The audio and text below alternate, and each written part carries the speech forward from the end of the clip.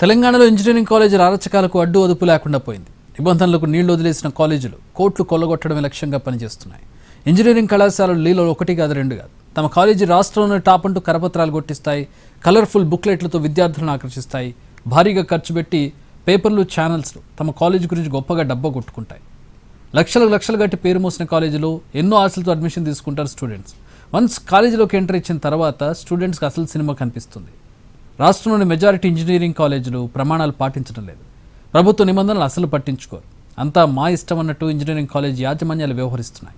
నాణ్యతా ప్రమాణాలు పాటించమని కాలేజీ యాజమాన్యాలకు సూచిస్తే ఫీజు రియంబర్స్మెంట్ పేరుతో ప్రభుత్వాన్ని బ్లాక్మెయిల్ చేస్తున్నాయి.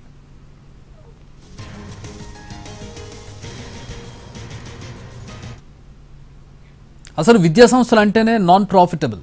అలాంటిది ఇంజనీరింగ్ కాలేజీలను కోట్లు కురిపించే కామధేనులుగా మార్చేశారు.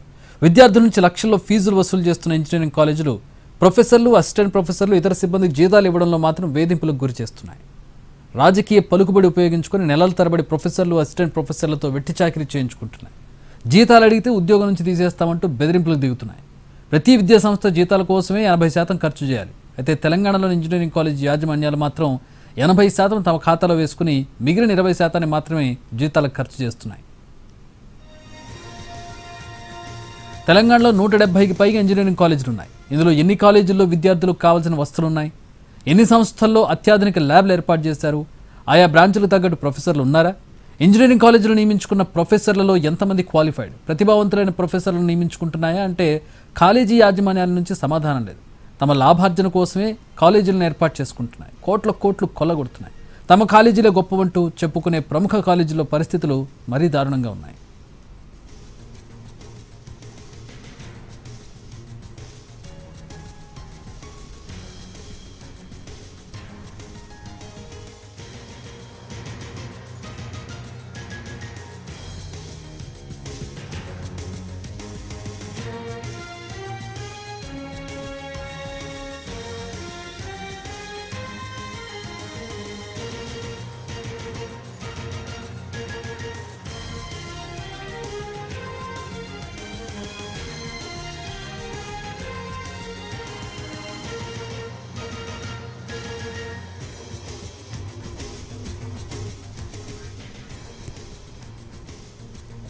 ఇంజనీరింగ్ కాలేజీలు అనుమతుల కోసం అడ్డదారులు తొక్కుతున్నాయి. తనిఖీల సమయంలో ఫేక్ ప్రొఫెసర్లను తీసుకొచ్చి చూపిస్తున్నాయి. తనిఖీలు కాస్త పూర్తయిన తర్వాత ప్రొఫెసర్లు ఉండరు.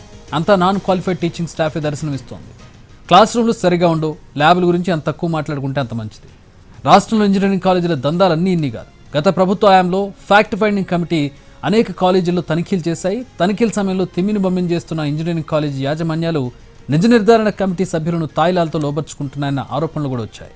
ఇలా దరఖాస్తు చేయగానే అలా అనుమతులు ఇచ్చేస్తున్నాయి జేఎన్టీయూ అధికారులు.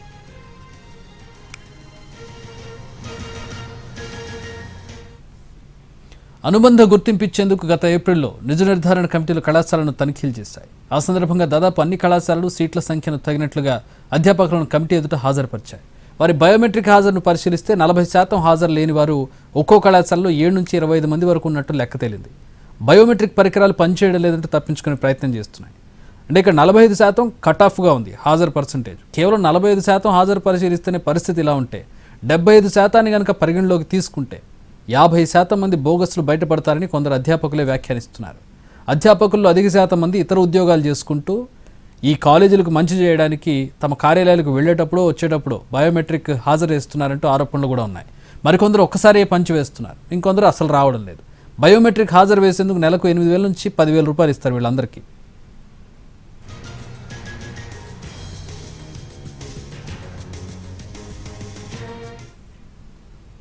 గత ప్రభుత్వ హయాంలో రాష్ట్ర వ్యాప్తంగా ఉన్న ఇంజనీరింగ్ కాలేజీలు విజిలెన్స్ తనిఖీలు చేసింది. కాలేజీలో ఉన్న సౌకర్యాలేంటి, వాటి నాణ్యతా ప్రమాణాలేంటి, వసూలు చేస్తున్న ఫీజులు ఎంత, జీతాలు ఎలా ఇస్తున్నాయి, క్లాస్ రూమ్ల సంగతి ఏంటి వంటి అంశాలపై విజిలెన్స్ నివేదిక తయారు చేసింది. అయితే ఆ నివేదికను బయటకు రాకుండా బీఆర్ఎస్ ప్రభుత్వానికి కాలేజీ యాజమాన్యాలు భారీగా సొమ్ములు ముట్టజెప్పాయన్న ఆరోపణలు వస్తున్నాయి.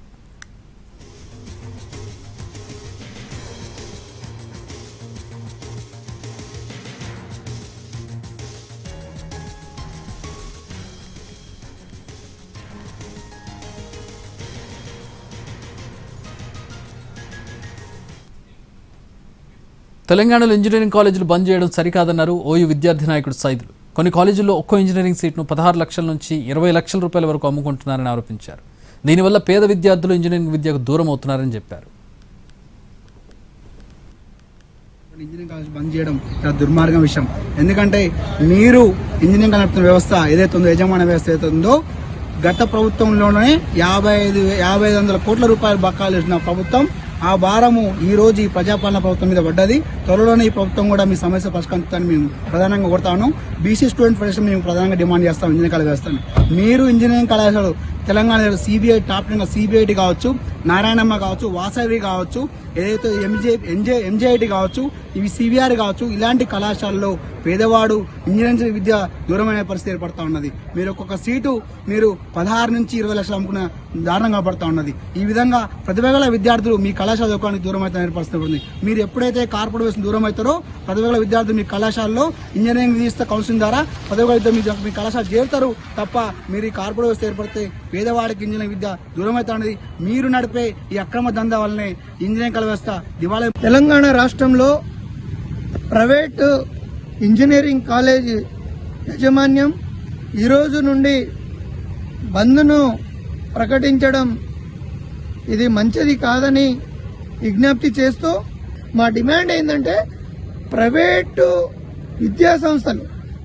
ఇంజనీరింగ్ విద్యా సంస్థల పైన అసలు ఎంతమంది ఫ్యాకల్టీలు ఉన్నారు, అసలు కరెక్ట్ ఫ్యాకల్టీలేనా వీరు, అసలు అక్కడ ఇన్ఫ్రాస్ట్రక్చర్స్ ఏమున్నాయి, ఎంతమంది ఫ్యాకల్టీకి ఎంతెంత అమౌంట్ ఇస్తున్నారు, వారు కరెక్ట్ అక్కడ ఉండే వాళ్ళేనా, లేకుండా బయట వాళ్ళు మనం సర్టిఫికేట్ ఇచ్చి బయట ఏదో కోర్స్ చేసుకుని వాళ్ళు రైడింగ్ వచ్చినప్పుడు మళ్ళీ ఎక్కడ పోవడం, 5-10 వేలు ఇచ్చి ఒక రోజులో ఉంచుకోవడం, రైడింగ్ అయిపోయిన తర్వాత ఎక్కడోడక్కడ ఉండడం, ఇది మనం చూస్తా ఉన్నాం.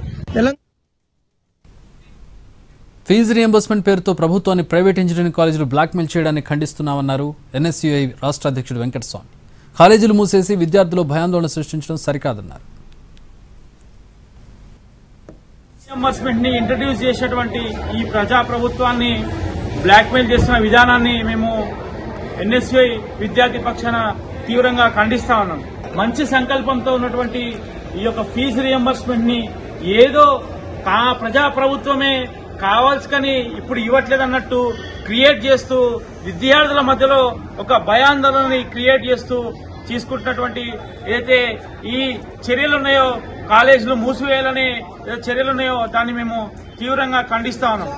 మీ ఇంజనీరింగ్ కాలేజీలు అఫిలియేషన్ల టైంలో బయట ఫ్యాకల్టీని తీసుకొచ్చి మీ ఫ్యాకల్టీగా చూపిస్తూ, మౌలిక సదుపాయాలు లేకపోయినా కానీ ఉన్నట్టు చూపిస్తూ, ఇన్ఫ్రాస్ట్రక్చర్ లేకపోయినా కానీ ఉన్నట్టు చూపిస్తూ, లేకపోతే అనేక విధాలుగా ఇప్పుడు గవర్నమెంట్ ఎంత బ్లాక్మెయిల్ చేస్తారో మీరు చేయాల్సిన కొన్ని అయితే అఫిలియేషన్ విషయంలో ఆ క్రికెట్ ఇన్స్పెక్షన్కి వచ్చినప్పుడు కూడా మీరు అంతే విధంగా కూడా వ్యవహరించాలని చెప్పి మేము ఈ సందర్భంగా మీకు తెలియజేస్తా ఉన్నాం. ఫీజు రియంబర్స్మెంట్ ని ఇంట్రడ్యూస్ చేసేటువంటి